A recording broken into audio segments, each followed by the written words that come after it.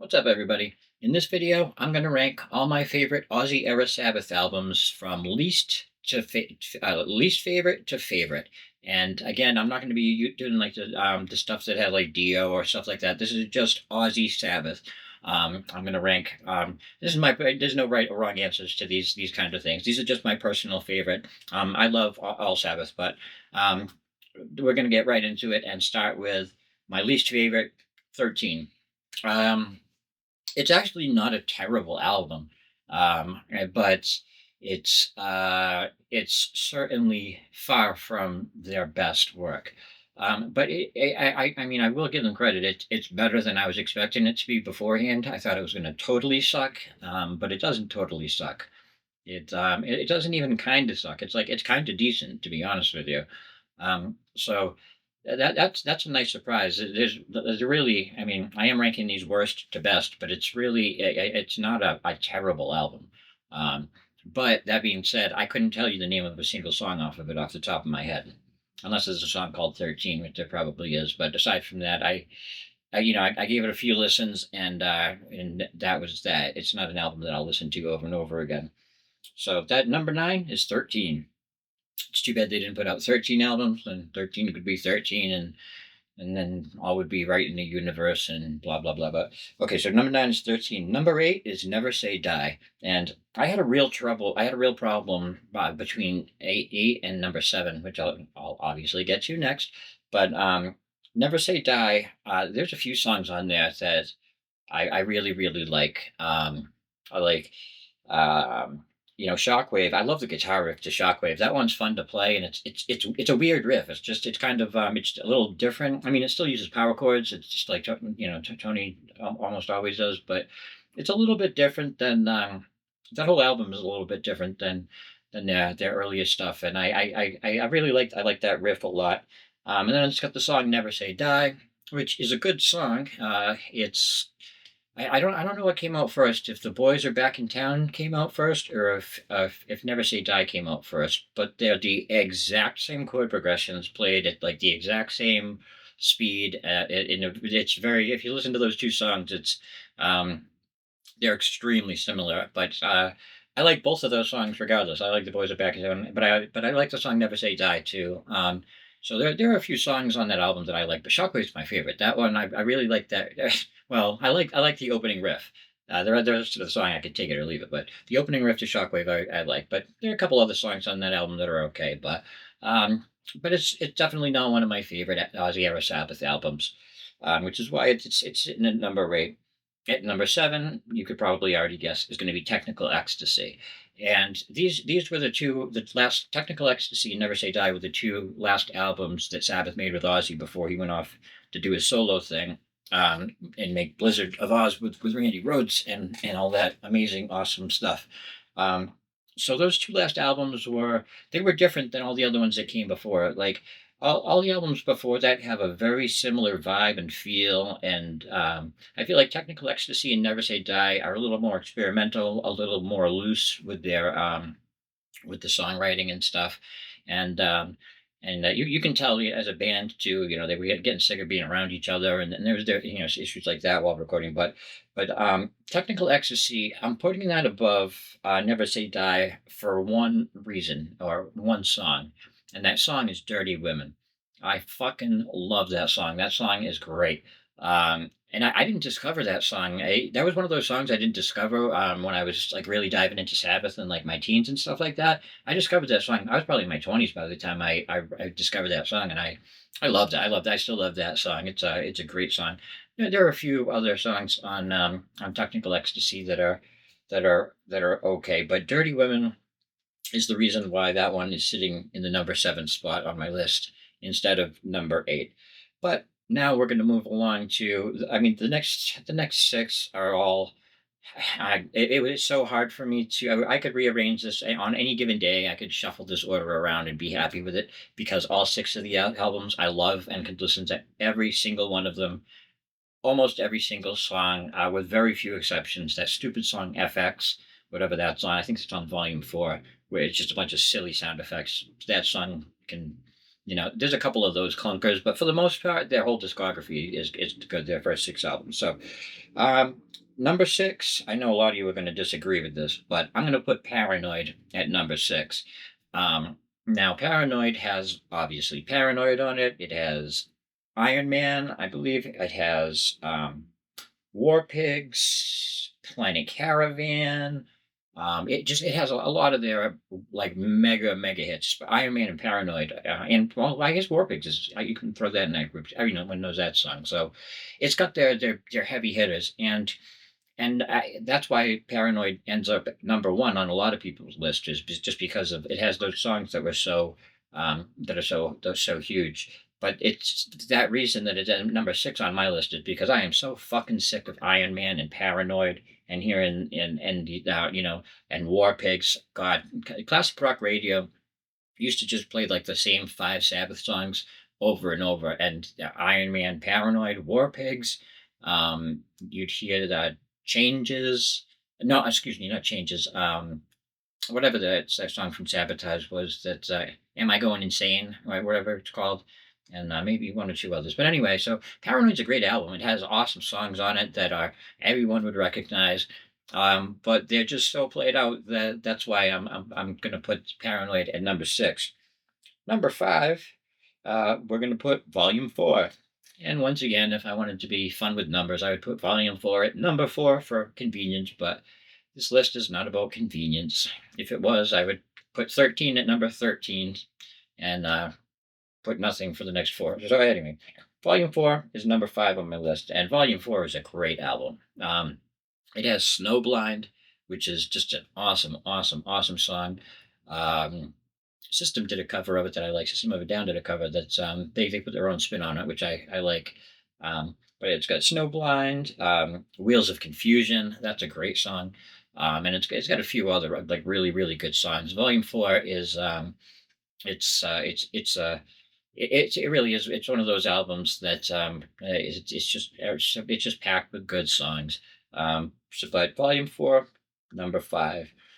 In the number four spot, I'm going to put Sabbath, Bloody Sabbath, because I that one I'm gonna that one. It's kind of like in a way, it's kind of like Technical Ecstasy in that it has one track that I really love, and that track is "Killing Yourself to Live."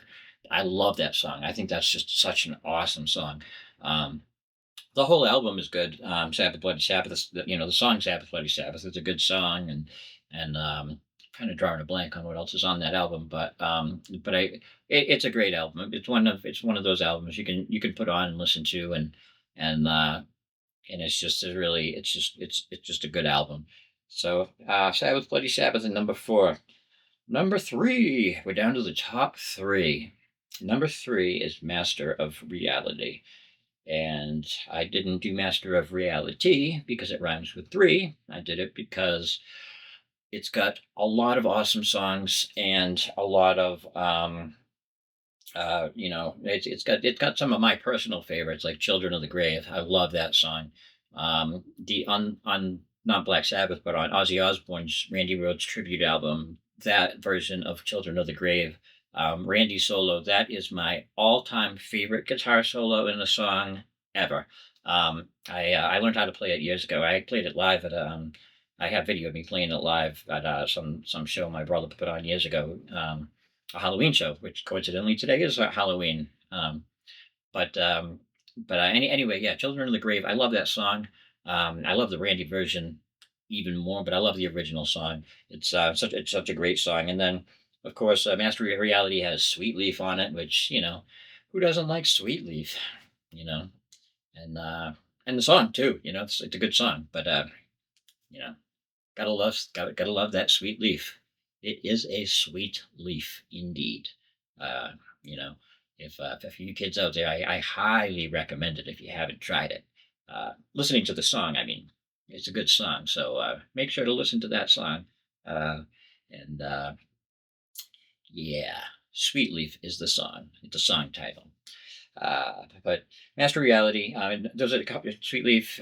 It's got a few other just great songs on it. It's another one of those. It's like all these Sabbath albums. I can just press play and listen to it all and love it all.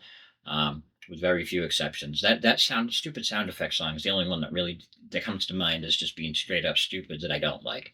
But but otherwise, all the stuff is all good. So now down to the number two, the final two. What could they be? There's only two options left: Sabotage and their first self-titled album. So, what do you think? What do you think? What do you tell me? Put me in the comments before I say it. Tell me, what do you think? I'm going to say Sabotage, or do you think I'm going to say Black Sabbath at number two? Which one do you think I'm going to pick? Well, I went back and forth with myself. Originally, when I wrote out this list, I put Sabotage as number one because I fucking love that album so much. But I thought about it and I thought about it more and I thought about it more, and I ended up putting Sabotage at number two.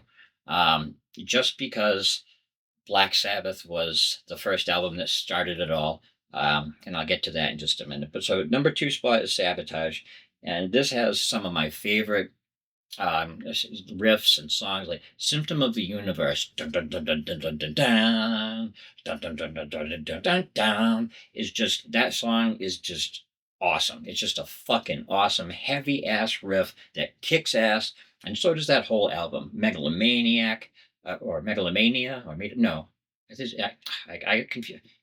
Incubus has a song called I confuse. One of them is Megalomania. The other one is Megalomaniac. I confuse the titles of the Black Sabbath and the Incubus songs. But anyway, Megalomania is a great song. It's got Don't Start Too Late. It's got Am I Going Insane? It's got it's just awesome. But Megalomaniac and especially Symptom of the Universe, I love that song. That is such a great song. And Sabotage, that album, that was the first album of theirs where it started. It has a slightly different sound, a slightly different feel to it than the ones that came before it. And that album, I could put it in number one and be happy with it. So if you're going to tell me in the comments that Sabotage is better, or you thought I was going to pick Sabotage, you're I almost did pick that as number one. But for number one, I'm going to go with the self-titled album Black Sabbath. And this album, yeah, it started it all. I mean, this is the album that launched their career, and it's got the classics like Black Sabbath, what a shock, NIB, oh, The Wizard. Who doesn't? That's a great song. Um, the whole this that album, I 100% can put it on track one, press play, and listen to the whole album, and love every second of it. I think there's only five or six tracks on that album, but a couple of them are long. They're like songs that have like three, almost like three movements to them, three parts or whatever, but or different parts to them, sections, whatever you want to call it. But that album, Black Sabbath, I mean, I have to pick that as number one.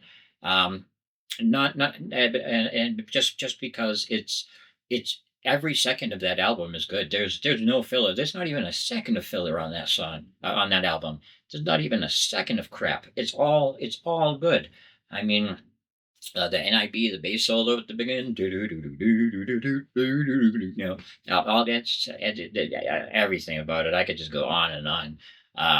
The song Black Sabbath, that haunting guitar riff with Ozzy's voice. It's I mean, even after decades and decades and decades and decades of hearing these albums and songs, they still resonate with me.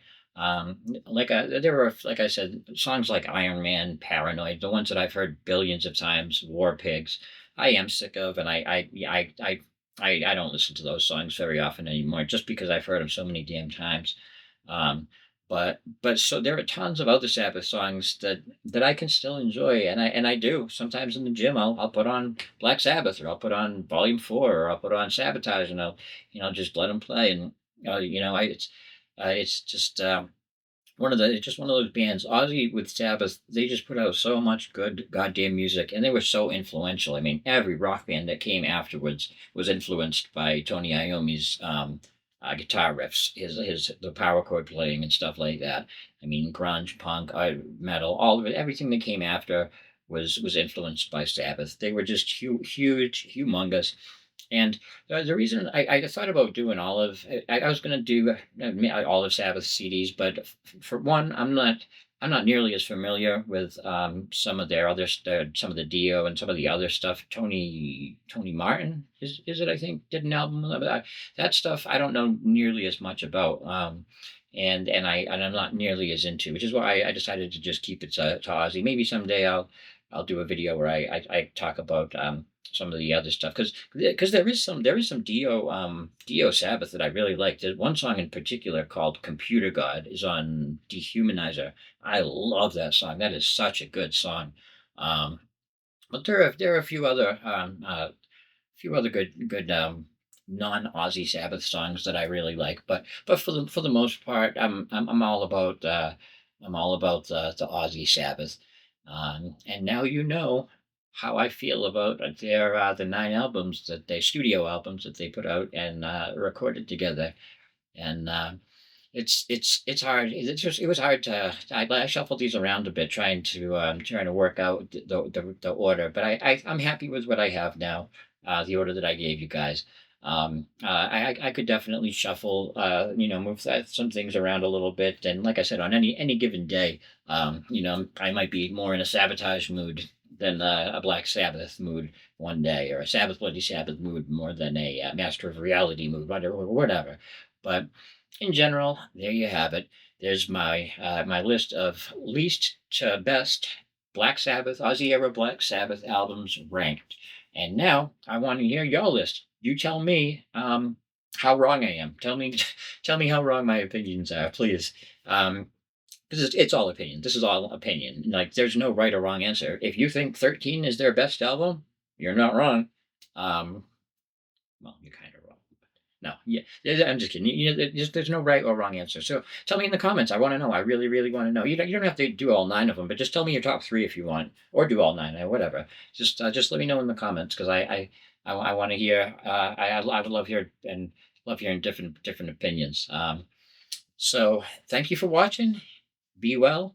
Don't forget to like and subscribe and all that good stuff. And hopefully I'll see you again soon. Till next time. Be well.